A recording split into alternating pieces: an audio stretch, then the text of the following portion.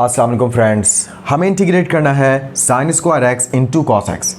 यहाँ पर दो वैल्यूज़ आपस में मल्टीप्लाइंग फॉर्म में है, दोनों ही वैल्यूज़ में वो वेरिएबल मौजूद है जिसके रिस्पेक्ट से हमें इंटीग्रेट करना है, क्योंकि यहाँ डी के साथ एक्स लिखा है। अब ये जो साइन एक्स है इसका तो डायरेक्ट फॉर्मूला भी हमारे पास मौजूद है। साइन एक्स का integration minus cos X plus C होता है, मगर क्या हम ये फॉर्मूला यहाँ यूज़ कर सकते हैं? तो इसका जवाब है नहीं। पहली वजह, यहाँ साइन के ऊपर पावर 1 है, यानी कि फॉर्मूले में पावर 1 के लिए ये मौजूद है, लेकिन यहाँ साइन के ऊपर पावर 2 है। और दूसरी वजह, जब आप ये फॉर्मूला अप्लाई करते हैं तो साइन एक्स के साथ मल्टीप्लाइंग फॉर्म में सिर्फ अगर एंगल एक्स के अलावा कुछ और है तो उसका डेरिवेटिव आपको लिखना होता है और कुछ नहीं होता। लेकिन यहाँ पर तो एंगल का डेरिवेटिव भी नहीं है क्योंकि इसके साथ कॉस एक्स लिखा हुआ है। तो दो रीज़न्स हैं ये वाला फॉर्मूला अप्लाई ना करने के। अब ये कैसे होगा?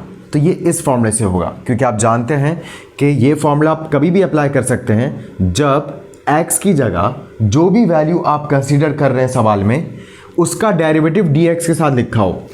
तो जो भी वैल्यू आपने x की जगह सवाल में कंसीडर की उसकी पावर में आप सिंपल फॉर्मूले के मुताबिक 1 ऐड करेंगे और जो रिजल्ट आएगा उसी से डिवाइड करेंगे, आगे प्लस c लिखेंगे और यूँ आपका इंटीग्रेशन मुकम्मल होगा।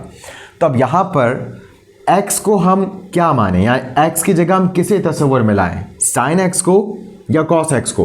तो हमें पता है कि जो x हमेशा पावर के नीचे होता है, फॉर्मूले के मुताबिक x के ऊपर कोई पावर होती है। तो यहाँ पर भी साइन के ऊपर पावर 2 है। वैसे तो पावर 1 भी हो सकती है, मगर यहाँ पर ये फॉर्मूला इस पर अप्लाई करना ज़्यादा सूटेबल होगा, क्योंकि अगर आप x को cos मान लेते हैं, यानी कि आप ये समझते हैं कि x की जगह cos x है, तो cos x का डेरिवेटिव होता है माइनस साइन x। लेकिन यहाँ क्या लिखा है? Sine square x।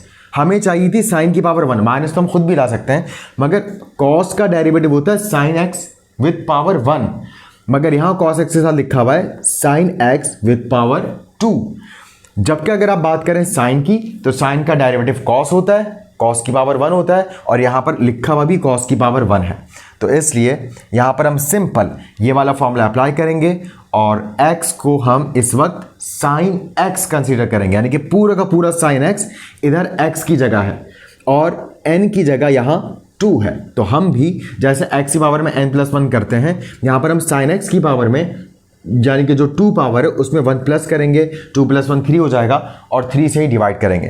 तो यहाँ पहली स्टेप पे हमारे पास जवाब आ गया, क्योंकि जो x की जगह हमने वैल्यू यहाँ पर कंसीडर की साइन x, उसका डेरिवेटिव ऑलरेडी dx के साथ मौजूद है cos x की सूरत में। और आप जानते हैं जो भी बेस का डेरिवेटिव होता है वो इंटीग्रल साइन के साथ ख़त्म हो जाता है।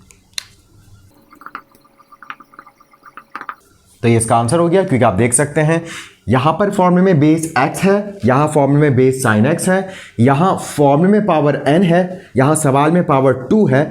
तो फॉर्मूले में n में 1 प्लस हुआ है तो हमने भी 2 में 1 प्लस करके 3 लिखा है। डिनोमिनेटर में n में 1 प्लस हुआ है तो हमने भी डिनोमिनेटर में 2 में 1 प्लस करके 3 लिखा है। और यूँ ये सवाल यहाँ मुकम्मल हुआ।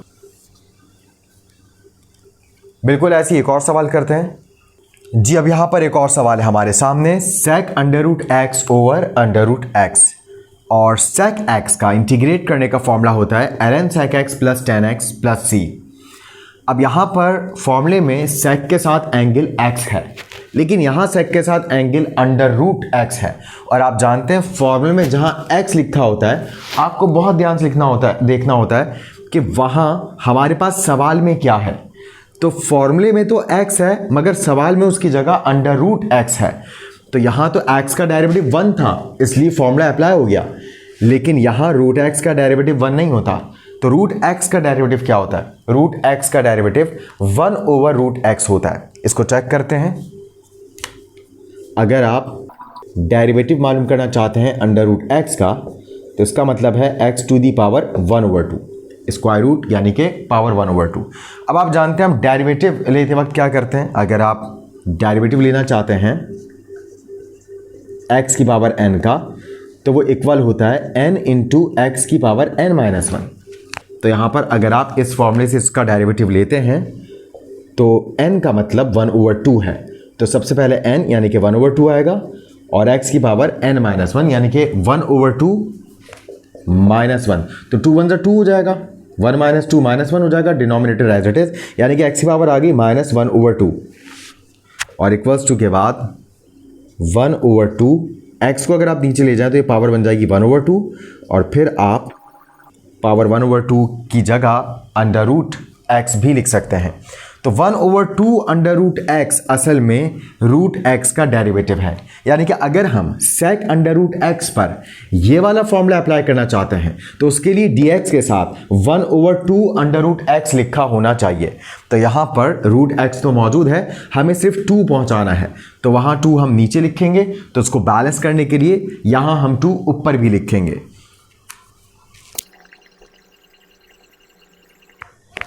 अब आप देख सकते हैं अब हम फॉर्मूला अप्लाई करने के काबिल हैं, क्योंकि जो x की जगह यहाँ वैल्यू थी हमने उस वैल्यू का डेरिवेटिव dx के साथ लिख दिया है और 2 हमें इजाफी लाना पड़ा, √x उन्होंने पहले से दिया हुआ था और 2 जो यहाँ डिनोमिनेटर में था उसको बैलेंस करने के लिए हमने बाहर एक 2 न्यूमरेटर में भी लगा दिया है। मगर जो डेरिवेटिव होता है वो तो इंटीग्रल साइन के साथ जैसे हम फॉर्मूला अप्लाई करते हैं ख़त्म हो जाता है, मगर जो बाहर बैलेंस या एडजस्टमेंट्स करने के लिए आप नंबर्स लिखते हैं वो आपके जवाब का हिस्सा बनते हैं।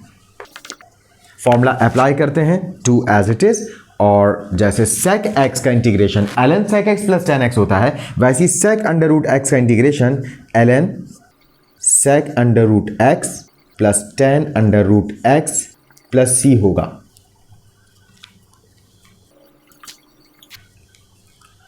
इस सवाल में क्योंकि एंगल रूट में था और डायरेक्ट रूट का डेरिवेटिव लेना मुश्किल होता है, तो इस मुश्किल को भी आसान बनाने का एक तरीका हो सकता है। तो हम इसी सवाल को अब एक और मेथड से करते हैं। जी दोबारा वही सवाल आपके सामने है और अब सेकंड मेथड, जो भी चीज आपको तंग कर रही हो उसको आप यू मान लें, लेट, और उसके बाद जाहिर सी बात है आप इस पूरे सवाल को वेरिएबल x से वेरिएबल u में कन्वर्ट कर रहे हैं, इसलिए dx का भी du बन जाना बहुत ज़रूरी है। तो dx की वैल्यू निकालने के लिए हम यहाँ डिफरेंशिएट करेंगे both sides with respect to x। आप जानते हैं कि स्क्वायर रूट ऑफ x का मतलब x की पावर 1/2 होता है।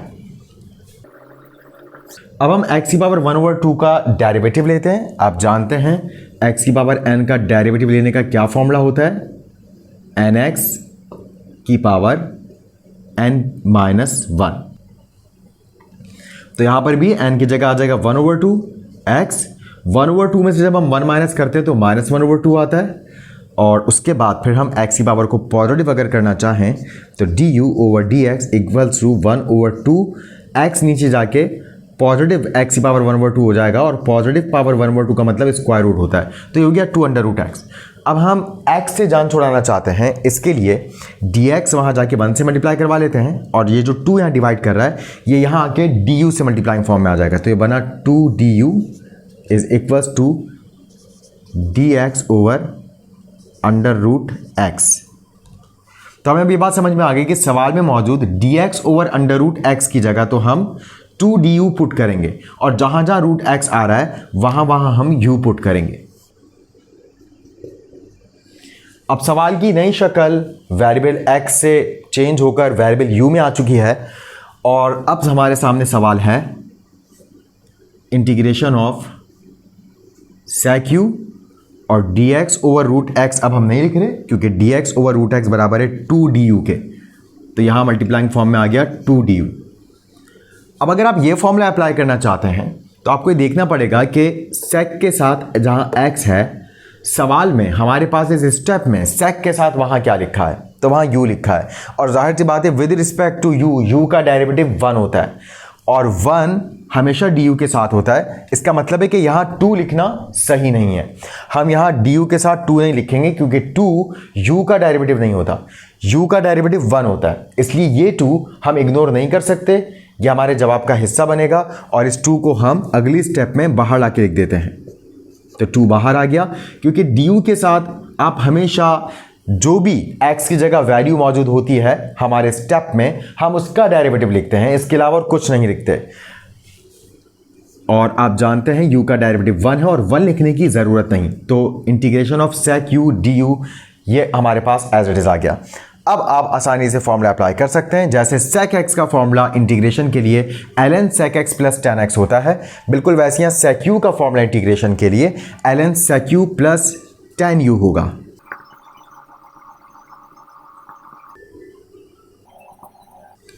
अब आखिर में उधार वापस, यानी कि वापस सवाल को आप वेरिएबल की फॉर्म में ले आए, जो वेरिएबल गिवन था x, तो आप जानते हैं u रूट x के इक्वल था, तो जहां जहां u आ रहा है हम वहां रूट x पुट करेंगे।